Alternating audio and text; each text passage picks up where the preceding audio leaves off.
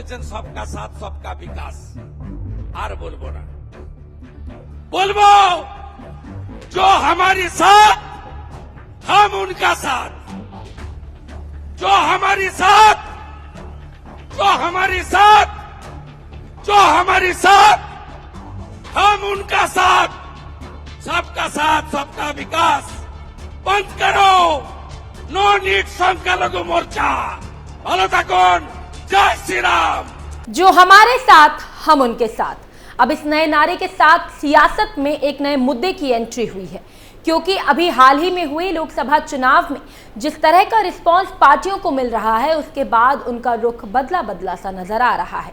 और कईयों ने तो खुले मंच से इसका ऐलान भी कर दिया है कि जिन लोगों के लिए हमने सब कुछ किया, सारी योजनाएं उन तक पहुंचाई, लेकिन फिर भी उन्होंने हमें वोट नहीं दिया तो हम उनका काम ही नहीं करेंगे। अब इस लिस्ट में बीजेपी के विधायक और नेता प्रतिपक्ष शुभेंदु अधिकारी का नाम भी शामिल हो गया है, जिनके नए नारे जो हमारे साथ हम उनके साथ के बाद ये तस्वीर भी साफ हो गई है कि अब पार्टियों के नेताओं का नजरिया बदल रहा है। क्योंकि जो नेता जमीन पर उतरता है, चुनाव लड़ता है, जनता को सुविधाएं देता है, और जब वोट देने की बारी आती है तो फिर वो लोग किसी दूसरे को जाकर वोट दे देते हैं। आखिर उसको क्या फायदा हुआ? आखिर कब तक वो ऐसे लोगों के सहारे बैठेगा? तो अब वही किया पश्चिम बंगाल से बीजेपी विधायक शुभेंदु अधिकारी ने, जिसके बाद सियासी घमासान शुरू हो गया है। तो चलिए पूरी कहानी आपको पॉइंट टू पॉइंट बताते हैं। नमस्कार, मैं हूं प्रियांशी और आप देख रहे हैं कैपिटल टीवी का खास शो टर्निंग पॉइंट। शुभेंदु अधिकारी के बयान से गरमाई सियासत, जो हमारे साथ हम उसके साथ का दिया नारा। लोकसभा चुनाव के बाद बदल रहे नेताओं के सुर, मुस्लिम वोट बैंक खिसकने से नेता हुए परेशान। पश्चिम बंगाल भाजपा विधायक और विपक्ष के नेता शुभेंदु अधिकारी ने बुधवार यानी 17 जुलाई को कहा, सबका साथ सबका विकास, लेकिन अब हम ये नहीं कहेंगे। हम कहेंगे जो हमारा साथ हम उनके साथ। सबका साथ सबका विकास कहना बंद करो। पार्टी की राज्य कार्यकारिणी की बैठक में शुभेंदु अधिकारी ने कहा कि भाजपा को अल्पसंख्यक मोर्चा की भी जरूरत नहीं है।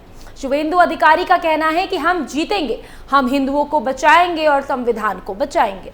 मैंने राष्ट्रवादी मुसलमानों के बारे में बात की, आप सभी ने नारा भी दिया कि सबका साथ सबका विकास, जिसके बाद शुभेंदु दोनों हाथ जोड़े और उन्होंने कहा कि अब हम ये नहीं कहेंगे। शुभेंदु अधिकारी ने कहा जो हमारे साथ हम उनके साथ सबका विकास बंद करो, हमें अल्पसंख्यक मोर्चे की जरूरत नहीं है। आखिर में उन्होंने जय श्री राम के नारे लगाए। सभागार में शुभेंदु के भाषण पर कार्यकर्ताओं ने तालियां बजाकर स्वागत किया। आप भी सुनिए शुभेंदु अधिकारी का वो बयान, जिसके बाद सियासत गरमाई हुई है। আমি বলে দিয়েছি যা বলার, লড়াই চলছে, চলবে, সবাই লড়বেন তো, আগের মতো লড়বো তো, একসাথে লড়বো তো, সবাই মিলে লড়বো, আমরা জিতবো, হিন্দু বাঁচাবো, সংবিধান বাঁচাবো। আর বলবো, আমিও বলেছি রাষ্ট্রবাদী মুসলিম, আপনারাও বলেছেন সবকা সাথ সবকা বিকাশ, আর বলবো না। বলবো जो हमारी साथ हम उनका साथ, जो हमारी साथ, जो हमारी साथ, जो हमारी साथ हम उनका साथ, सबका साथ सबका विकास बंद करो, नो नीड संख्यालघु मोर्चा। ভালো থাকুন, जय श्री राम। इतना ही नहीं, अधिकारी ने आगे कहा, हमें चुनाव में वोट नहीं डालने दिया जाएगा क्योंकि हम हिंदू हैं। जिहादी सुबह से मेरे घर के सामने बैठे रहेंगे। पुलिस दर्शक दीर्घा में चली जाएगी, हमें तुरंत जाग जाना चाहिए। मैं इस साइंस सिटी में बैठा हूँ। 10 किलोमीटर दूर घटकपुर और भांगर में 4 हिंदू इलाके हैं। दोनों क्षेत्रों के हिंदुओं को वोट देने की अनुमति नहीं थी। बदुरिया, हरोवा, कैनिंग वेस्ट में वो 1.5 लाख वोटों से जीते। बसंती एक्सप्रेस वे इस्लामाबाद बन गया है। वोटर कार्ड से वोटिंग नहीं होती थी, पर्ची से वोटिंग होती थी। हम बंगाल में लोकतंत्र चाहते हैं। इतना ही नहीं, अधिकारी ने आगे कहा कि धानेखाली, केशपुर, इंदास, पत्रियासर, सिताकुची में हिंदुओं को वोट देने की अनुमति नहीं थी। मैं चुनाव के दिन गुंडों को घर में बंद रखना चाहता हूं।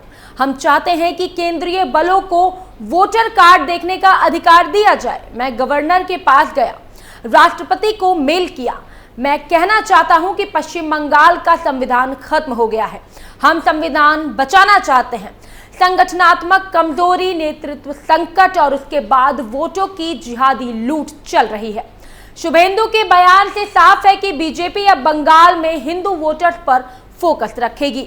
बंगाल बीजेपी का मानना है कि लोकसभा चुनाव में मुस्लिम वोटर्स ने एकजुट होकर टीएमसी को सपोर्ट किया है, जबकि हिंदू वोटर्स में विभाजन देखा गया। ऐसे में अब हिंदू वोटर्स के ध्रुवीकरण की कोशिश की जाएगी। दरअसल भाजपा के एक खेमे का मानना है कि मुसलमानों का पूरा वोट ममता बनर्जी के पास ही जा रहा है। ऐसे में भाजपा को भी हिंदू वोटों के लिए आक्रामक होने की अब जरूरत है। बंगाल में मुस्लिम टीएमसी का कोर वोटर। पश्चिम बंगाल में मुस्लिमों को तृणमूल कांग्रेस का कोर वोट माना जाता है। लेफ्ट कांग्रेस की भी नजर इस पर बनी रहती है। बीजेपी को भी इस समुदाय तक अपनी पहुंच बढ़ाने में जुटा देखा गया। हालांकि नतीजों ने निराश किया। साल 2018 के बंगाल पंचायत चुनाव में मुस्लिम वोटों को लुभाने के लिए बीजेपी ने मुस्लिम सम्मेलन आयोजित किए। बीजेपी ने मुस्लिम समुदाय से 850 से ज्यादा लोगों को टिकट दिए थे, जिसमें 27 को जीत मिली थी। 2016 के विधानसभा चुनाव में भी बीजेपी ने 6 मुस्लिम उम्मीदवार मैदान में उतारे थे। बंगाल में करीब 30% मुस्लिम मतदाता है, जो सूबे में 294 सीट में से करीब 100 पर निर्णायक भूमिका में है। 2010 के बाद से बंगाल में मुस्लिम मतदाता टीएमसी का कोर वोट बैंक माना जाता है। हालांकि यहां अल्पसंख्यक समुदाय के नेताओं का मानना है कि मुस्लिम वोटर्स का बड़ा हिस्सा बीजेपी को रोकने के लिए वाम कांग्रेस गठबंधन के बजाय तृणमूल कांग्रेस को तरजीह देता आ रहा है। बंगाल भाजपा का मानना है कि लोकसभा चुनाव में मुस्लिम वोटर्स ने एकजुट होकर तृणमूल को वोट दिया, जबकि हिंदू वोटर्स अलग अलग पार्टियों में बंट गए।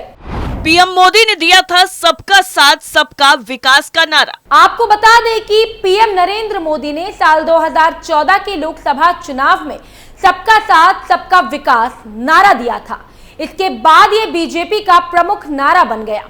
इसमें सभी सरकारी योजनाओं को सभी वर्गों तक पहुंचाने पर जोर दिया गया। बीजेपी को इस नारे का फायदा भी मिला। बीजेपी की नजर इस नारे के जरिए अल्पसंख्यक वोट बैंक पर थी।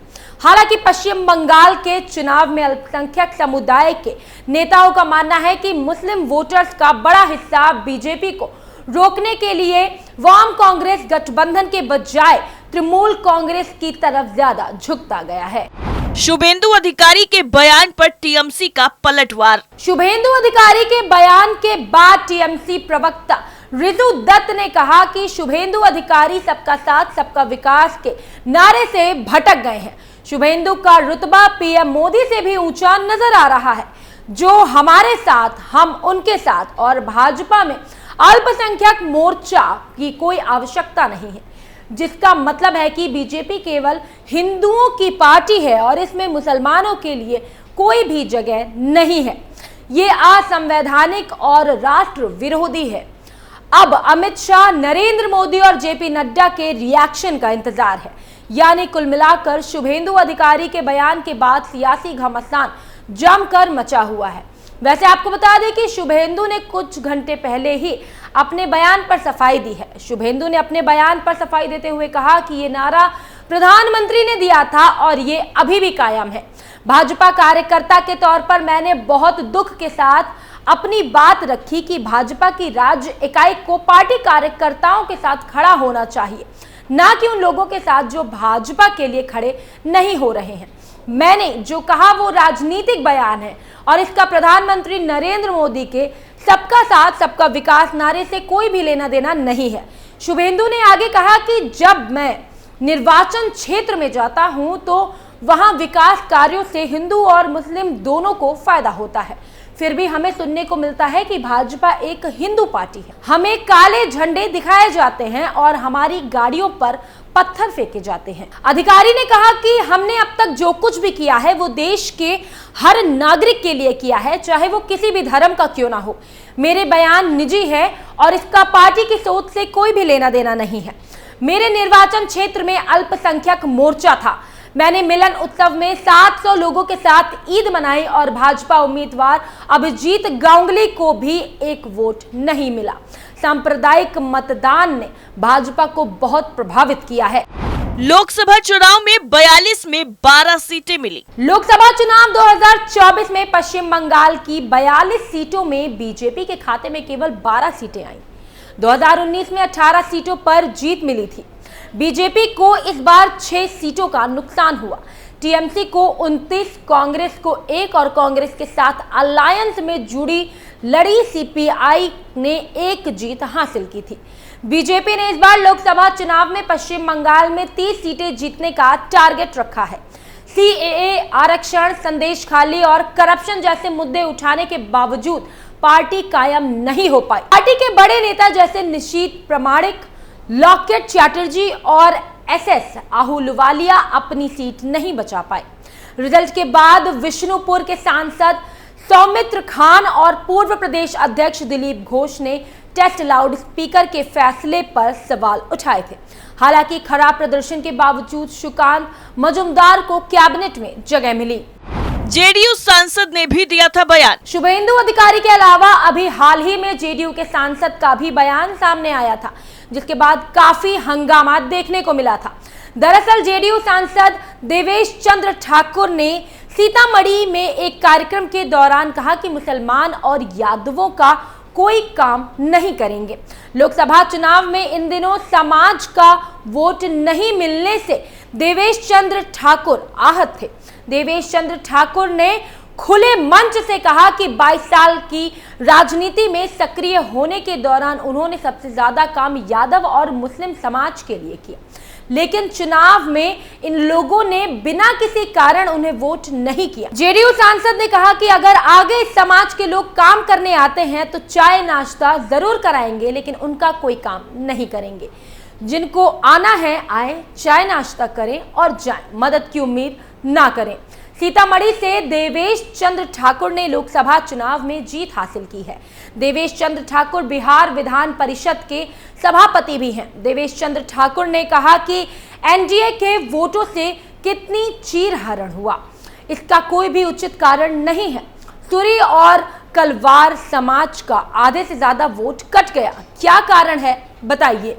कुशवाहा समाज का वोट अचानक कट गया, ये सब तो एनडीए का वोट था, आखिर क्यों कट गया। कुशवाहा समाज के लोग केवल इसलिए खुश हो गए कि लालू प्रसाद ने इस समाज के 7 लोगों को टिकट दे दिया। यादव और मुसलमानों का मेरे दरवाजे पर स्वागत है, आए बैठे चाय नाश्ता करें, लेकिन काम की बात ना करें और उनका काम मैं नहीं करूंगा। यानी इस बार पार्टियों के नेताओं ने ये ठान लिया है कि जिन लोगों के लिए अब तक वो काम करते आ रहे थे, जब वही उन्हें वोट नहीं दे रहे हैं तो आखिर वो उनका काम क्यों करें। और यही बयान के जरिए शुभेंदु अधिकारी ने भी बताने की कोशिश की है। हमारी खास शो टर्निंग पॉइंट में फिलहाल बस इतना ही। ऐसी तमाम खबरों को जानने के लिए आप देखते रहिए कैपिटल टीवी। नमस्कार।